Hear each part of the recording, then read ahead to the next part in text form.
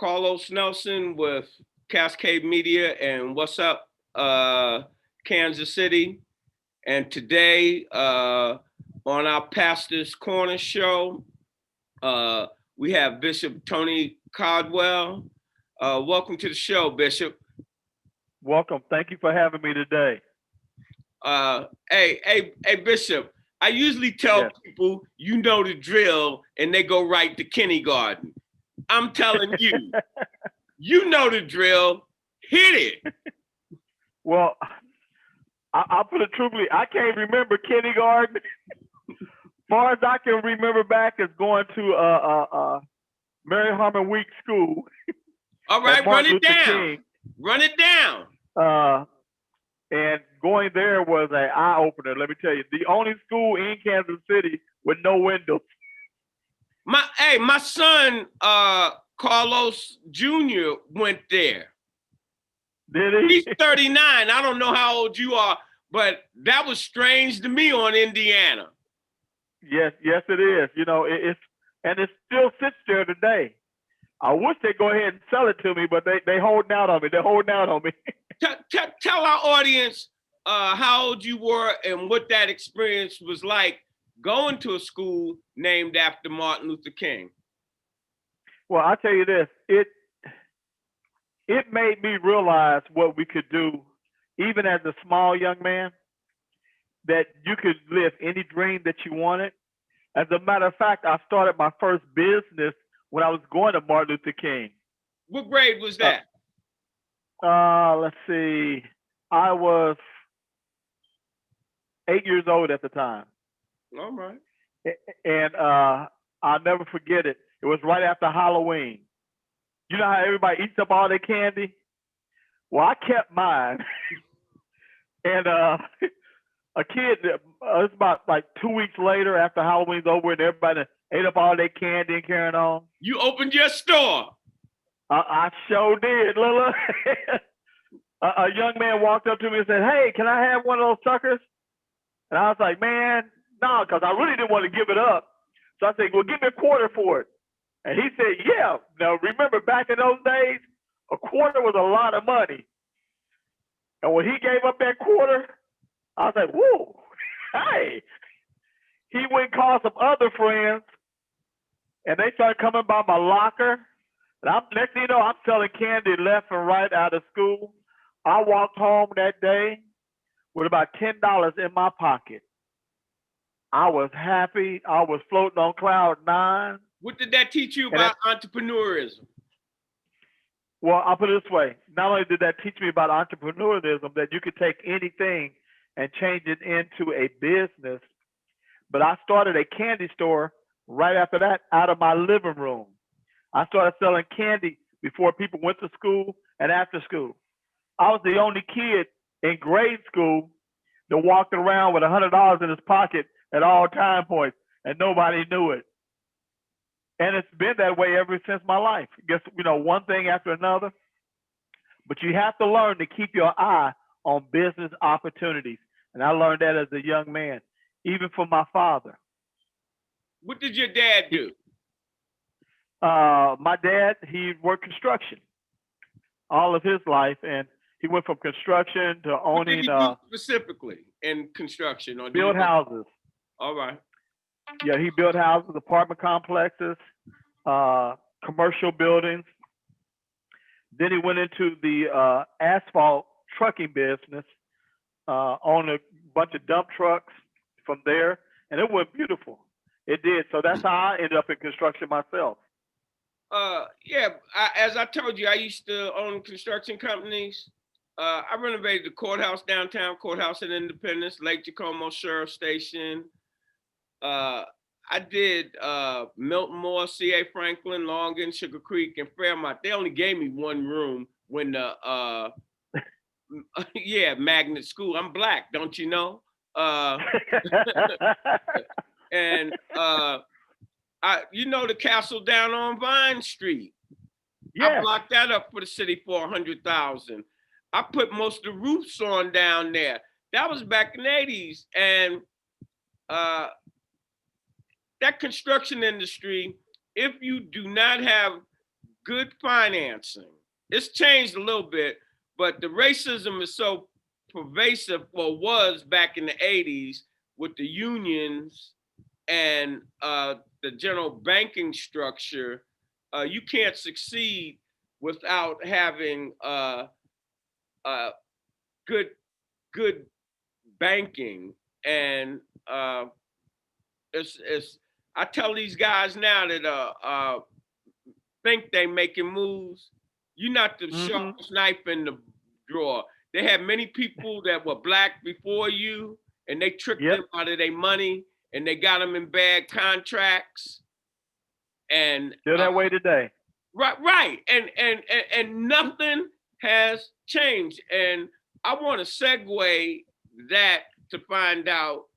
Uh, This is brought to you by Willard's Book and Vinyls. where do you see black leadership in Kansas City and black leadership uh, around the country? And do you Uh-oh. think that that leadership has been effective to move the needle forward on economics, education, and housing, and the things that are essential uh, to a community? Do you think, and I'm talking about Kansas City leadership right now, and You want to get me in trouble, right? hold it, let me say let me say this to you. I was having a discussion this morning, and this is the discussion I'm having with members of that Freedom Party and members Uh-huh. that say that they or claim that they're leaders, whether they're individual politicians. I feel that black people, especially us, we don't talk to one another straight up, and That's true. you cannot begin to talk to the majority community until you can come to grips with who you are and where you came from. And when I say where you came from, I'm not talking about like Africa, even though that's part of the conversation, but all of y'all Mm-hmm. came, and all of us came from, I use nasty terms, from the gutter. You didn't have no Come on money. now. Yeah. Your family, let's go back, didn't have none. And a lot of our community that have these PhDs and these high degrees, they think that they are separate from the 3/4 of the community that's been left behind. And I think until we can come to grips with looking in the mirror and saying, I put economics for my family over the community. Balls in your court, Bishop. I lost sound on you for a little bit there, but I'm gonna tell you this. I didn't catch what you said, but I can tell you this: when you talk about black leadership here in Kansas City, slim to none. I'm just gonna be truthful with you. And that's Like you said, we that's don't what I was talk to. talking about that you couldn't hear. That Okay. we're not talking truthful to one another. So that lets the leadership and anybody else that claim they represent our community to because we don't want to criticize one another. Yeah. Go. Well, we don't want to be truthful. We have to learn to be truthful in everything that we do, and right now we're not doing that. We have a problem in Kansas City is anytime that a leader comes up, that somebody's doing something a little bit more than you are, instead of them working with them, they knock them down. Two, we'll do things for a short time point to get a paycheck out of it, or should I say, how we should say, the sellout. They will sell out our community all the time. And that's a problem to me. That's a big problem. That's why we can't get no traction. That's why we can't get anything done politically, because we'll sell out our brothers and sisters in a heartbeat over a dollar or a position every time. Let me explain that to you, Bishop, and let me explain that to my audience. if you're listening, try to wake up. It is not our fault that we act the way we act. When Europeans from basically the 11th century, 12th century, I don't split hairs on none of that, started whitewashing history. Yep. All right. We see everything through their eyes. They have emasculated Black men and the Black community in general. I'm 69. I come up reading Tom, Dick, and Jane books. Never seeing a person of color as a hero. I'm saying my whole child life, all the way into high school.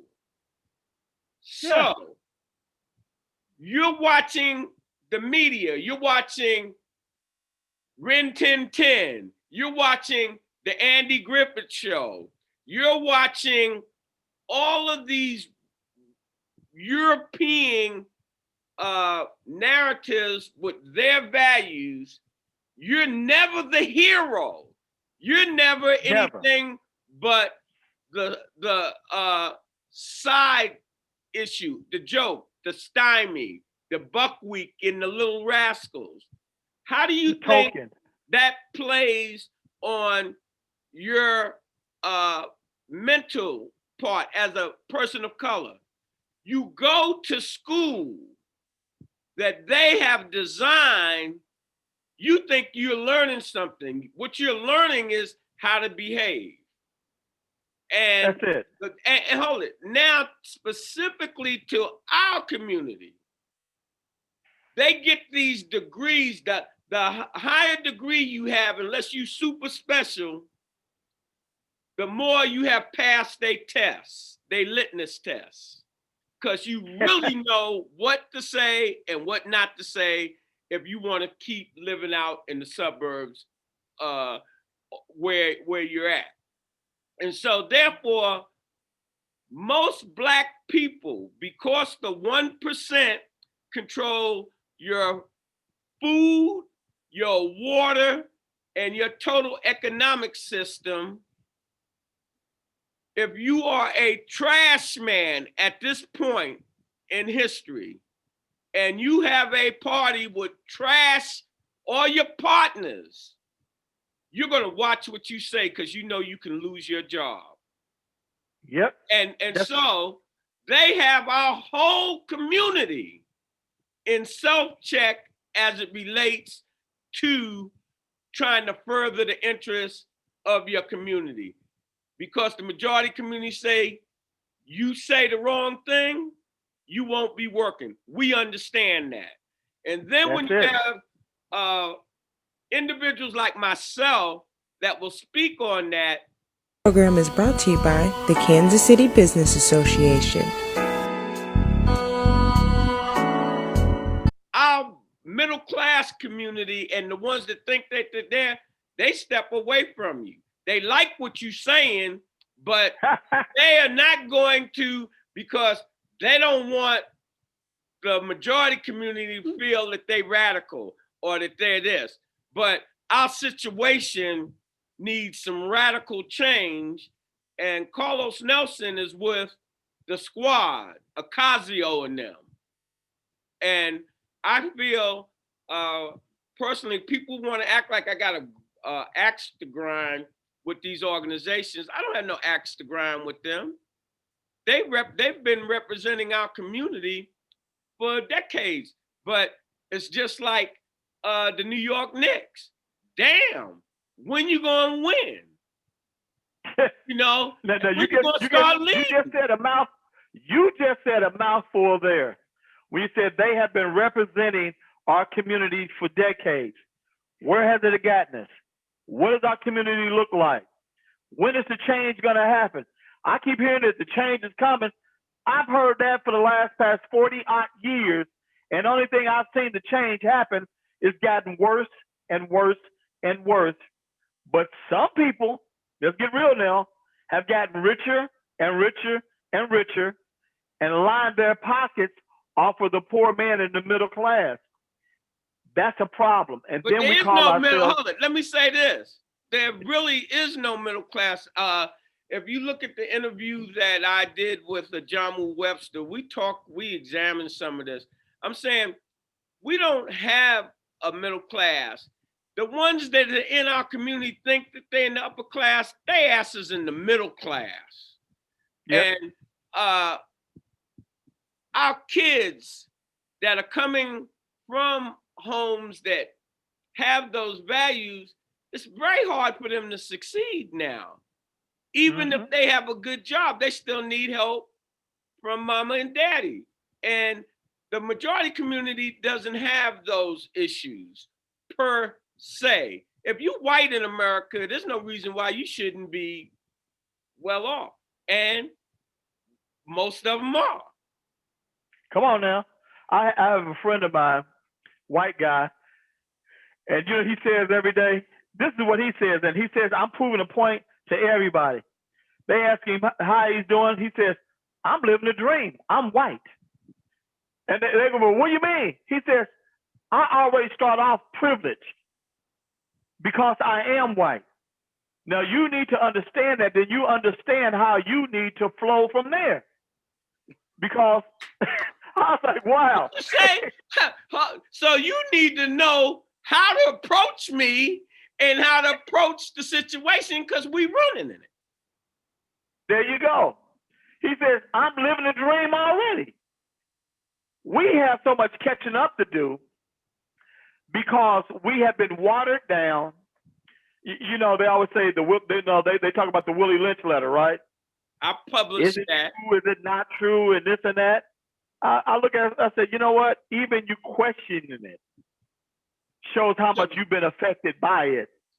Boy, hey, Bishop, me and you on the same page.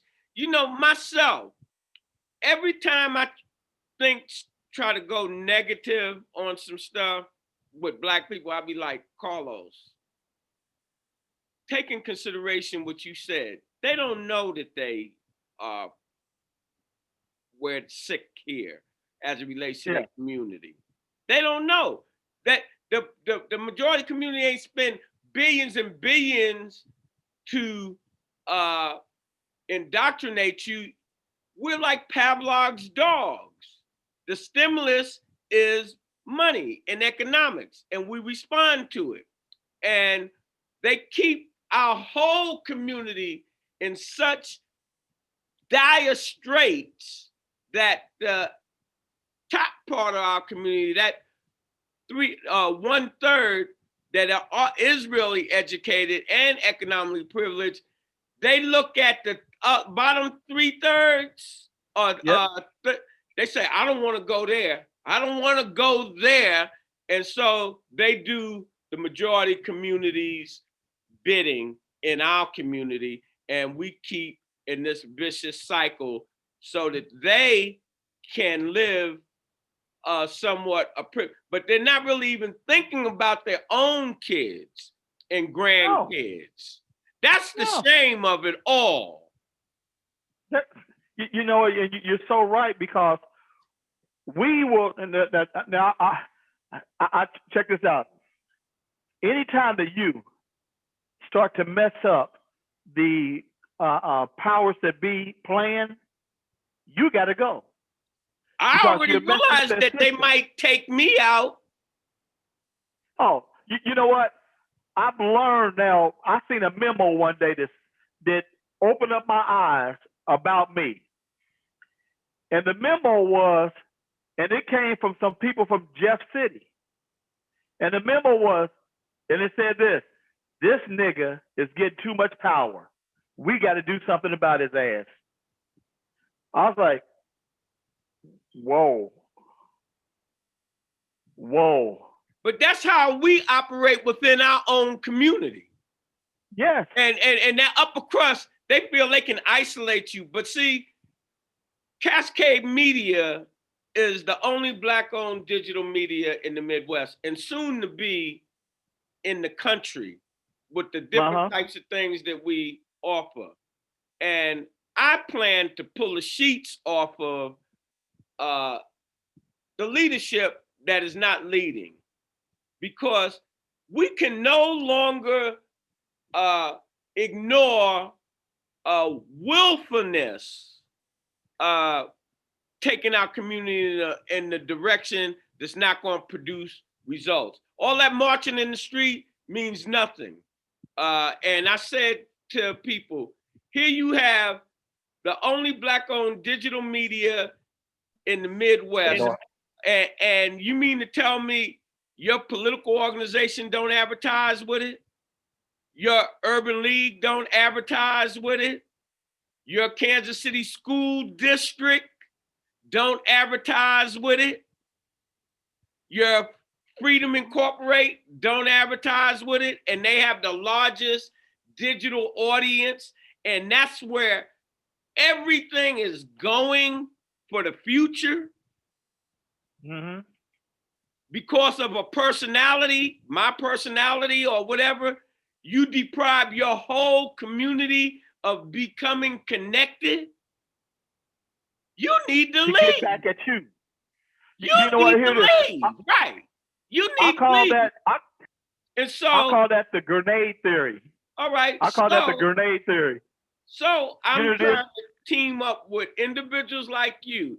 It was told to me this morning, it's more organizations out here than SCLC, Freedom, all the major organizations, tiny organizations that understand if we have our own network, we should be using it, and we should be trying to bring our community together under that umbrella, like we used to be under the umbrella of the Kansas City Call 30 years ago, 25 years ago, where you knew anything that you needed to know about your community. It was in that damn Kansas City Call on Friday. And on Friday, at least 85% of the Black public in the city had the call. On Saturday, that rose to 90 to 95%. And by Monday, everybody had known what was in the call. High school, everybody, because that's where all our information was. And we were powerful when we knew what was going on, which way to vote, which church to go to, which grocery store. We had all of that in our community still. But how do you let a Leon supermarket go out of business? Oh, one of the oldest black supermarkets sold out. in the country. Underneath them. I had to look at myself. I said, Carlos, how many times did your ass go over to Leon's? Fortunately, I had a bailout because at one time I lived right behind Leon's. And that was the only supermarket basically in walking distance I could go to. Leon's not there. Now that's the food desert. Now you're going to Happy Foods or whatever. That's not circulating money in your community. Nope. And we have not looked at what is the most important thing, and that's economics. If we have economics, we can deal with all our problems. Or am I wrong? That's true. No, you're right. You're right. But here it is. They scared to let that happen because if a person like you gets into power or has the voice, they got to shut you down. They can't. That's the problem now. They can't because I'm 100% owned and 100% debt free. What can they do to me? You ready? That's exactly why if they're coming after you, they'll come after me. Because guess what? We don't get one dime from the city. We don't get one dime from the state. We're not dependent on anyone. That scares them because they don't hold nothing over our head that says if you don't jump through this hoop, we're not gonna give you this money. Let me run. Oh, that's what I was getting ready to run down. And the public doesn't understand this. Our public doesn't understand this. You think those community organizations are working for you. They are in some form, but it's the city gives them what's important. They are middlemen for the powers that be. And most There of the you go. people that are in those community organizations are older people like myself, like you, Bishop, that have limited income, and we need to know that our trash is going to be picked up and this and that. And then they have all these different programs that we might not be aware of, that food programs that the city puts out there and shows this and that. And at the end, you go to Overland Park or you go to a white neighborhood association. First of all, most of them, they start the association with their own money in their own community. Then, as they build that organization, they find out who at the state, city, or what have you supposed to be doing that, and then they get them to fund the community organization. But all the time, the community organization is dictating the narrative and what the community needs. It's not the city telling them what they're going to do for them. And when those are systemic things that need to be corrected in our community, and those conversations are not being had. And when I frame these things, it's like he's the angry black man. You got dog right. I'm the angry black man, and you should be the angry black man, woman, or child if you're looking at our situation and the way the would-be leadership has led us on a national and on a local level in every city in the United States for a half a century. We have not made no progress. We haven't, because again, you know, we go back to, and you said it earlier, if I'm giving you something to keep you quiet, or not for you to go speak, or for you to be the middleman, we got so comfortable in being the middleman and selling out, we just sold out everybody else just for ourselves. We've forgotten about our community. We dismiss them. We dismiss the truth. We dismiss everything about it. That's why they had, you know what? And don't have no conscience. That's the whole thing. Yeah. Don't have no conscience. And then the first thing come out their mouth is whose shoulders we standing on. Oh my goodness. Look, if I'm lying, tell me. Carlos, you lying. No, that's the truth. And you think about it, when you asked me about what is one thing I took from going to Martin Luther King School, they assassinated him not because he was speaking civil rights. The minute that he started talking about economics, you gotta go. He started hitting them in their pocket. That's the day that they said, he's out of here. Anytime that you start affecting that bottom dollar, you have to go. But see, I'm not afraid. I'm not afraid. I just have to go. At this point, I'm standing on my principles. And everyone that I've seen, for the most part, that goes into the land of Oz, and that's the land that the majority community control, you go in and you trying to change that, most 99 and 900%, you start turning into the animal that you came to train or to bring to him. And I will not be satisfied with that. And I have counsel, because I have good counsel with good Black people that have solid connections in this community. And most of the counsel is you need to approach it more with the carrot and this and that. I don't think that works with Black people because they've been indoctrinated so much that no matter what it is, we're going to split hairs. Even if we agree, they've done their job so good with us that we don't realize why we can't come together. All we know is I need what you got, and the only way to get what you got is by getting rid of you. It's not, why don't you teach me how you got it? Why don't we work together and get it together and make it bigger? No, I just need to take it from you. That's our problem. We don't know how to unify. We don't know how to work together. We don't know how to think as we need to be able to overcome the system. We go along with the system instead of fighting it. We need to learn how to fight instead of just going along like sheep. Hold it. If we just, this has been said, all our problems are really simple, but I'm going to be looking for your help. I'm developing an app right now because we plan to use Kansas City as a test market. Because what goes on in Kansas City goes on in all the cities in the Black community. I think we have about 160,000 Blacks here. And yes. The app that we're developing, the only thing you have to do is be Black. You can't be white.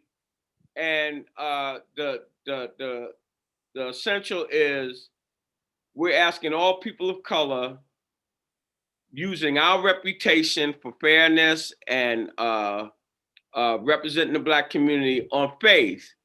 We want you to sign into the app with your cell number and your email address, and something beautiful is going to happen to the community. And I'm not afraid to say this here because a lot of people ain't going to look at this, but there's certain people going to look at it and spread it. And you know what's beautiful is going to happen? What's that? Out of 160 or 70,000 Blacks that are in the city, we're going to capture about 70,000 emails and phone numbers. Oh, see. And that will allow us to bypass the politicians. That will allow us to bypass the city. That will allow us to bypass everyone and deliver our message directly to that audience. And the problem in our community is that we're disjointed. And I've talked to all of the leadership, so they can't say from the mayor on down. And I give perfect examples. Kindergartner can understand this. We started the Iraq War. Saddam Hussein said he had 1 million men, and this was going to be the mother of all battles. Most people that are young can remember that. Yes. Norman Schwarzkopf, Stormin' Norman, said, all right, big boy, first thing we're going to do before we knock you out is we're going to knock out all your communications. Let's see how you talk to those 1 million men. So flip that. How can we talk to our community and we're not using the company that is already set up digitally to spread the news? Your news, the Freedom News, Cascade Media Group has a business channel strictly devoted to Kansas City Business Association. You go to that, kansascitybusinessassociation.com. You see interviews with all our businesses, not some names. They telling you about their business, and a lot of the other companies support that. We have the largest digital sports channel, black or white, here, high school, and we have HBCU connections on that channel. Just this summer, we did hour-long interviews with 20 HBCU coaches and ADs. We're representing the Black community on that end. We have What's Up Worldwide, where we're in 78 cities, and East Africa, North Africa, South Africa, and West Africa. And you're not using these tools to bring your community together. There's something wrong with that picture. There's, if you have any age on you, you know that all Black people basically bought Ebony, Jet, Essence. What did they do? The majority community say, oh, you can't do anything in your own narrative, in your own voice. We buy them up. the largest thing we had per se, BET. They say, no, Yeah. we'll buy that up. And our leadership don't understand how important a communications network is, like Cascade Media. So you know, they don't look at our own history. The Underground Railroad was what? A network of information getting out to people of where to go. Even our songs, way down Tony, by the river. Tony, let me tell you this. Yeah. Funny you mentioned the Underground Railroad. When I was talking to one of my Black nationalist friends, we were talking this morning, I mentioned how our community is. They don't want to do nothing unless they being paid, especially the upper echelon. Ooh. Oh, hold it. So I said, Don't get me started on that so now. I said, yeah, they want to do that, but they ass would have been in trouble if Harriet Tubman say, where's your fare? You got to pay to get on this railroad, because that's how their mindset is. You got to pay for everything. When I'm gonna tell you our this. mindset can't be like that. I'm gonna tell you this. I was so pissed. I was last night. I was outraged, and I was outraged because of the exact same thing. There was a community leader that made the statement, "I'm not gonna go down there and talk to those youth to stop them from killing each other unless I get paid." I was like, what the, what? Hold on. If you have the information to give and you can stop a homicide, or you can stop a group from doing something negative, but you don't want to do it until you get paid, you're not a leader. You're not a community leader. All you are is an opportunist. That's it, a poverty pimp. That's what you are. Hey, Tony, stop stealing my daggone words. I'm sorry. I'm saying I use that all the time. You're nothing but a poverty pimp. That's it. We got a lot of poverty pimps here in Kansas City that, look, they're doing it for angles, not for it's the right thing to do. If we did what was right, we would turn this economics around in Kansas City overnight. I'm going to do that. With that app, 70, at least I'm going to get about 70,000. Hey, Highland Dairy, are you delivering milk to our kids? What else are you doing in our community? Hey, you companies downtown, we paying taxes. What are you doing? And then if they're not doing what they're supposed to be doing, then you have access to your community the way freedom. I'm going to say hey, Caldwell, I'm going to put this on hold. I got to take this call. Hey, Bishop, got my blood pressure up. Boy, I wish I could be calm and cool and collective like you, but let's get off these politics and let's start talking about what you're doing over there, who you have in the wings to replace you, and as the Christians say, what's the good news? What's the good news? Well, let me tell you what the good news is today. Well, we started the Justice and Dignity Center, and it speaks to exactly what it is. We work on matters that have to do with justice, but we bring dignity back to the family and our community. And let me tell you that some days it has to go back to politics. Some days I try to stay away from it as much as possible. You can't. Politics run the world. That's what people don't understand. The only flaw in that, if you want to call it a flaw, is that corporate America or corporations runs politics. You just said a mouthful. You just said, you know what? I'm going to tell you this. We've recently, at the Justice Center, we do things from feeding programs, Now we don't just feed a few people. We feed thousands of I was people wondering what a the week. hell you was doing.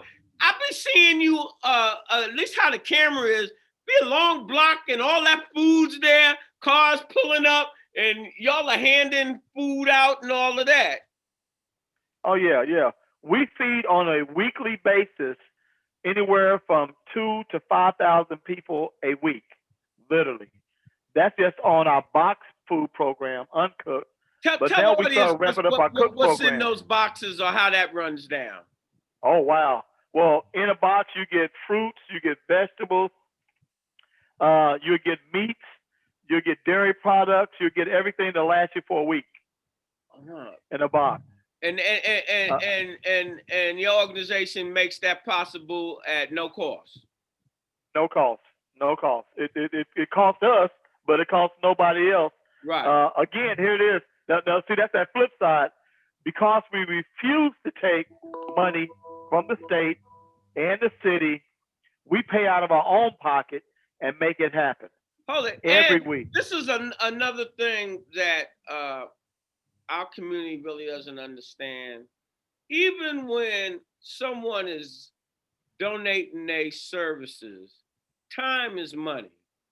Yes, And it is. if they gave you all of that food, somebody's got to be out there to organize that and what have you, and that deserves a certain amount of respect. Yes.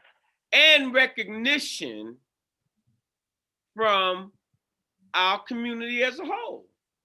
And I don't think that behind, well, cut the leadership, but keep going, Bishop, about the other. But you know, we've actually started now our hot meal program because we found that a lot of people don't have the ability to cook because they have no gas, no lights, no water, things like that at home, or they're homeless.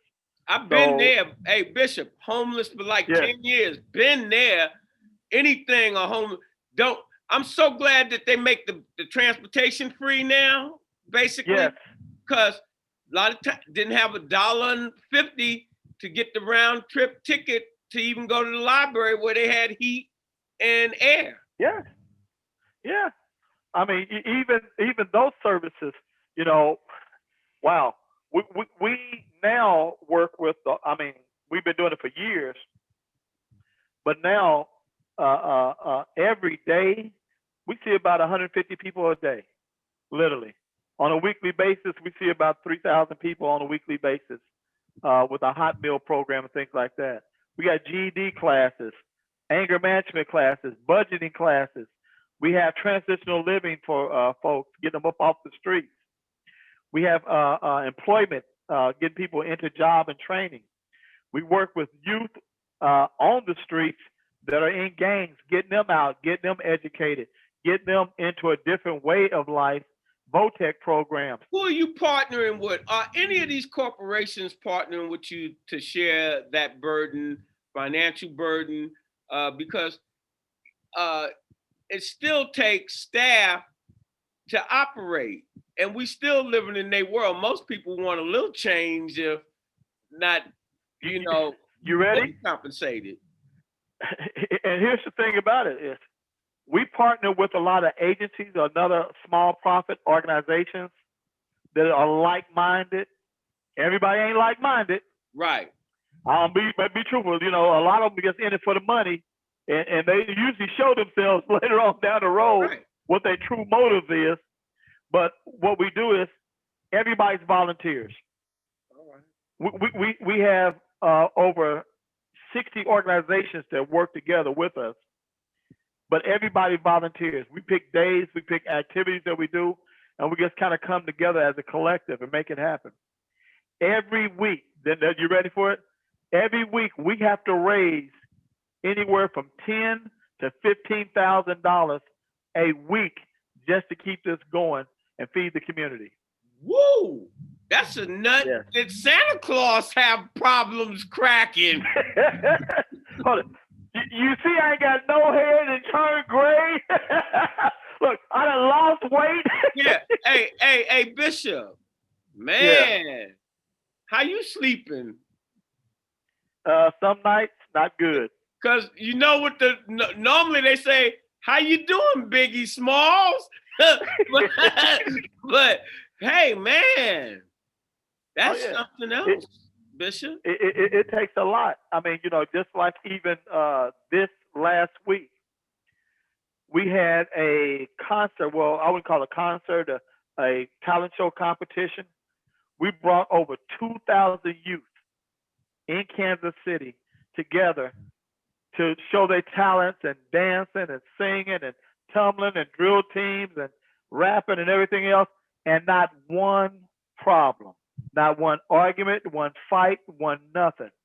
We've been doing that with all type of activities for a while, and we have not had one incident in over 3 years. Not one. That's beautiful. Hey Bishop, we're gonna close this out because I'm gonna be bringing you on to help facilitate like-minded ministers so that we can move forward on spiritual and economic things, because we are living in the carnal world. And, yes. See how we can work together. What would be some of your closing comments for our audience tonight? If you want justice, you got to have dignity. If you want dignity, you have to have unity. And it doesn't come freely. It comes with a price. And the price is blood, sweat, and tears. Boy. Hey, you shut my big mouth up with that. I'm just saying, that was heavy. I've listened to you a little bit. Damn, you just outdid my closing. I have a closing that I use all the time. Sometimes I steal Jim Watts. He's one of our hosts. His closing is, it was a plumb pleasing pleasure to have you on the show. All right. I steal it to make him mad. And my closing, you just beat me in the head. As we always close, when you invest in your community, you're really just investing in yourself. Good night.